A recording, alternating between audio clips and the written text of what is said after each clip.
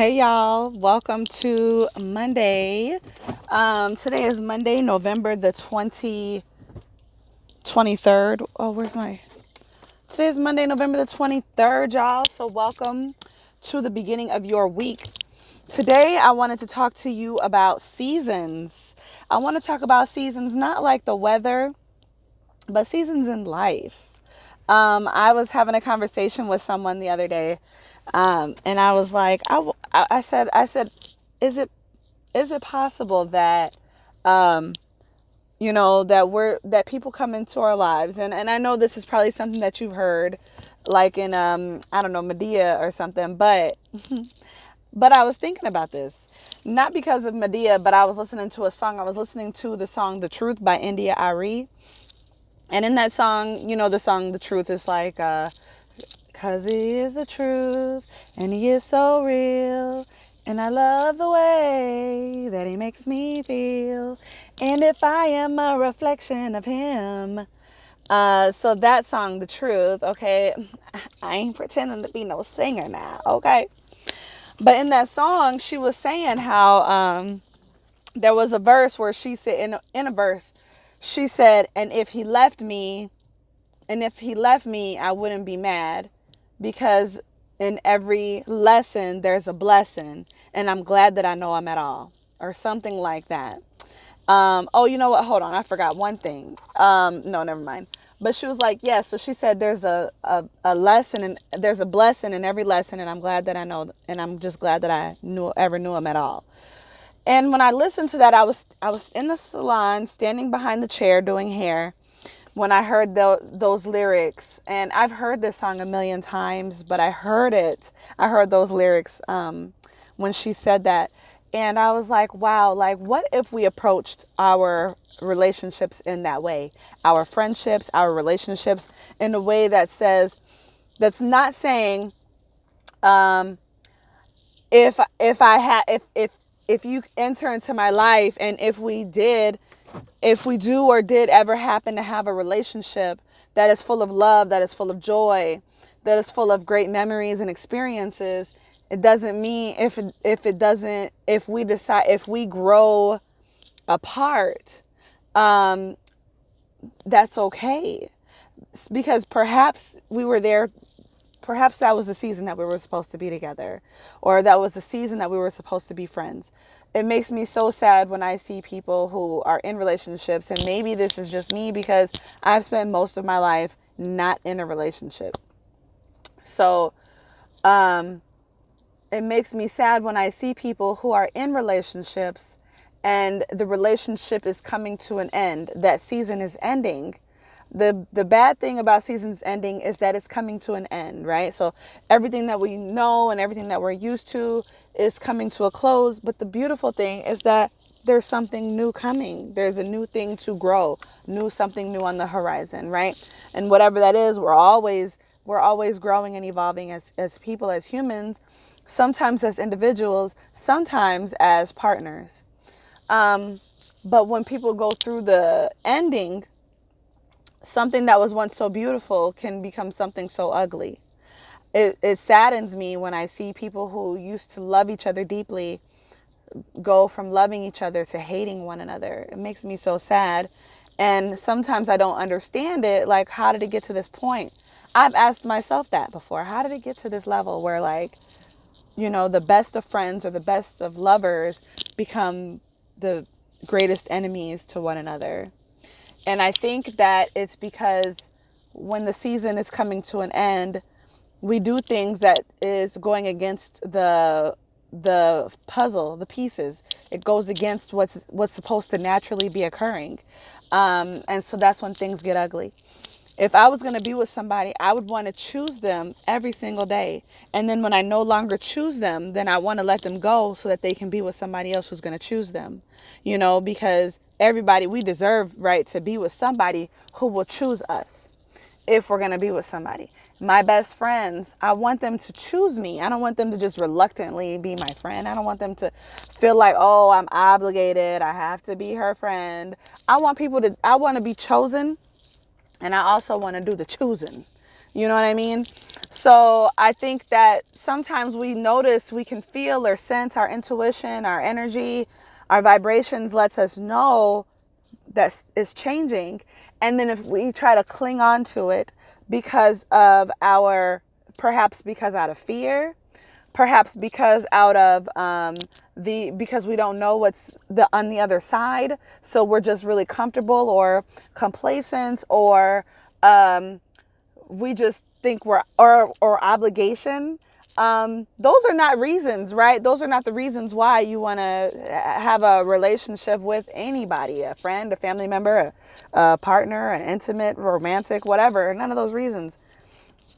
And I think that when it gets ugly is because instead of letting go and saying, you know what, this was beautiful and it's coming to an end, instead it's like, I want it to be the way it was way back when. But as people, if we're continuing to evolve, the version of me, perhaps the 2019 version of me, or the pre-coronavirus, right? The pre-quarantine Kina is not going to be the same Kina that you have 9 months into this new way that we're living. I was wearing my mask today in the store, and I was like, gosh, I'm finally getting used to wearing my mask. I don't forget my mask anymore now when I leave out of the house, right? I've adapted, I've adjusted, I've changed, I've shifted my expectations, right? Because before it was like a mask, at the beginning it was like, what, a mask? Now I'm used to it, right? I've changed, I've grown. And so when we try to cling to what is supposed to be moving on, that's when we cause our own hurt and our own pain and our own suffering, because little do we know, if we were to let go, then we can go ahead and enter into whatever the next stage of our life is. And we can also hold on to the loving, fond memories of what was and is no longer. And so, yeah, I don't know. I'm going through so many changes right now. I'm adapting. I've been laid off for the second time this year for the same jobs. I was teaching, or, contracts, gigs, whatever you want to call it. But I was teaching at the beginning of the year. And then, of course, the work came to a close because of quarantine lockdown. And now because the coronavirus numbers are so high where I'm at, everything is shutting down again. And so twice this year I've been at this pause and standstill. And so now it's like, okay, last week I was having a routine. I was developing rituals, consistency. And then now this week I'm going through another change, another growth, right? Last week I was 32. This week I'm 33, right? I'm entering into different seasons, sometimes 9 months apart, sometimes a week apart, sometimes it's just a day apart, right? Like today, my today could be different than tomorrow, and I hope it is. I hope that I'm a better, more evolved, more understanding, more wise person tomorrow than I was today. And so if I was going to be growing with someone, I would hope that if we were going to be growing together, that we're going to both be different every day. And then I hope that if we're growing into a different path, that we can lovingly let each other go. There's a word that I've been studying, and I don't know if I'm going to say, I probably won't say it the right way because it's very new to me, in the yamas, in the yoga yamas, in the yamas of yoga. And so far, okay, I've gone into anti-harm, non-violence. I've gone into non-lying. I've gone into non-stealing, right? So I've gone into the first 3 yamas of yoga. And I think that this one is one of the later yamas, like 8, I don't know, 10, something like that. It's called, I'm going to mess it up. It's called Aparigraha, or Aparigraha. Something like that, okay? I don't know. But it kind of means, and don't quote me, but it kind of means like, it's part of like non-attachment is how I'm receiving this lesson, this learning. It's about non-attachment, where, you don't